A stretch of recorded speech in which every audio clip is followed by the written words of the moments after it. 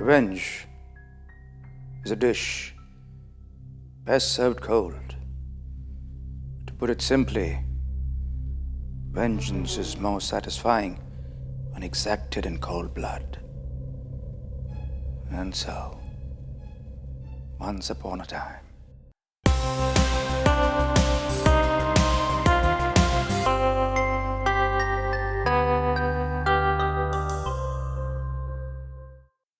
Rahul knew that he would have to think things through with a calm, calculated mind to bring matters to the end that he desired.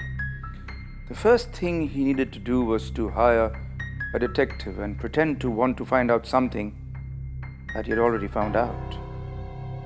The choice of the detective was important. He had to be good at his job, but someone who could not be trusted in the end. He had to be someone who could spill the beans when push came to shove. Rahul found the kind that he was looking for in Dinesh Karmakar. He had a dingy office somewhere in the back roads of the suburb. On the face of it, he looked the same as the others, but he noticed that Karmakar had a dog that he kept tied up in the office. Any man who kept his dog tied up and who preferred the comfort of his clients to the freedom of his dog was the kind of man who would buckle under pressure easily. Rahul hired Dinesh Karmakar and wrote him a check for the complete job even before he had started the job. Now, for the next part of the plan. Rahul came home from office and sat alone in his study. He looked pensive, forlorn even. His wife Sheetal came in and asked him if something was the matter, but Rahul brushed it aside. "I have to go to Delhi tomorrow to meet my lawyers," he informed Sheetal. Sheetal frowned. "Rahul, it's Sunday tomorrow. We have to go to brunch with Karan and Sia. You're surely not going to meet lawyers on a Sunday. You can easily go on a Monday morning if you want." Rahul did not argue. He nodded his agreement. Sheetal was thankful that Rahul had decided to be in a better mood at brunch and not his usual sullen self, sticking to the corner of the room as he usually did. It was after lunch and before dessert. Rahul and Karan stepped out of the restaurant for a smoke. Rahul and Karan had been friends for long, and Rahul had always found it easy to confide in Karan. "I'm going to Delhi tomorrow to meet my lawyers," he told Karan. His tone did seem conspiratorial. "Delhi? You got lawyers in Bombay too, you know," Karan rebuked with a grin. Rahul smiled but stayed thoughtful. "I need to get Sheetal out of my will. I want to give it away, everything, to a trust." Karan seemed to be taken aback by this confession, but he preferred to remain quiet and let Rahul do the talking. Rahul decided to stay quiet as well. There was nothing more to say.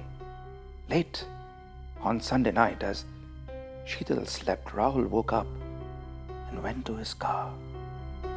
He had bought prawns earlier in the evening and left them in the car.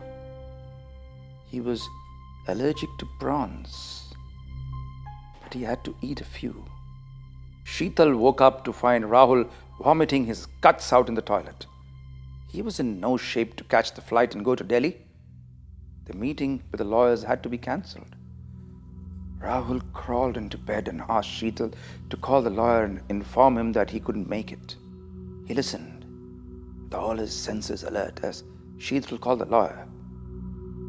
As she finished, he smiled and decided to take the rest of the day off. He needed to sleep and flush the damn prawns out of his system. The next part of the plan needed him to get better and go about his life as usual. Rahul did that with ease.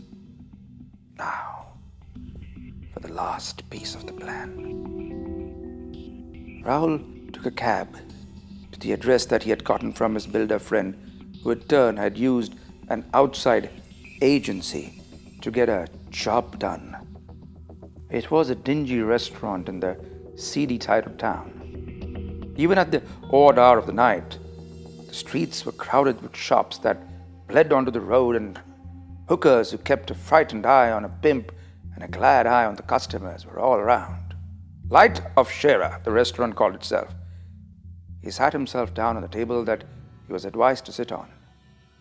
15 minutes later, the owner of the establishment sat down in front of him.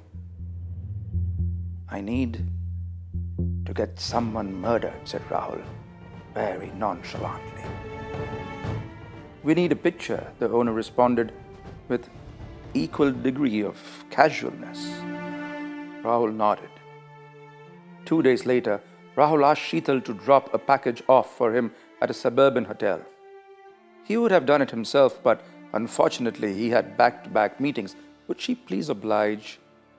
Sheetal said she would do it. Rahul put together a sizable number of money bundles and then a photograph into a brown paper bag. He then taped the bag over and over again. Next, he went to Sheetal and gave the package to her with a smile and a kiss. Sheetal kissed him back, but it was a routine kiss, a kiss that lacked any affection. Rahul did not care. He stepped out and called Dinesh Karmakar. "Make sure you follow my wife today from the moment she leaves the house and get pictures of her with everyone she meets." Dinesh did not think it was going to be a tough thing to do. Sheetal met the man that her husband had asked her to meet in the lobby of the hotel. She had no idea that the man owned a restaurant by the name of Light of Shera.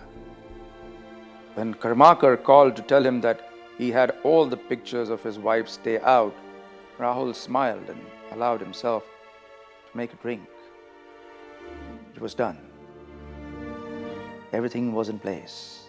5 days later, when Rahul stepped out of his office, a car without any number plates screeched to a stop in front of him. 2 men pointed country-made pistols at him and opened fire. Rahul took most of the bullets from the volley directed at him. The men sat back in the car within a flash of a second, and the car sped away. As Rahul fell to the ground, he had an image of Karan and Sheetal in bed together. It had burned into his soul from the very moment he had walked in early from his business trip and seen them from the crack in the door. Now all that was needed was for a clever investigative mind to piece the evidence that he had planted together. It would be easy. He let himself into his death. Sweet, sweet death. Sweet, sweet revenge.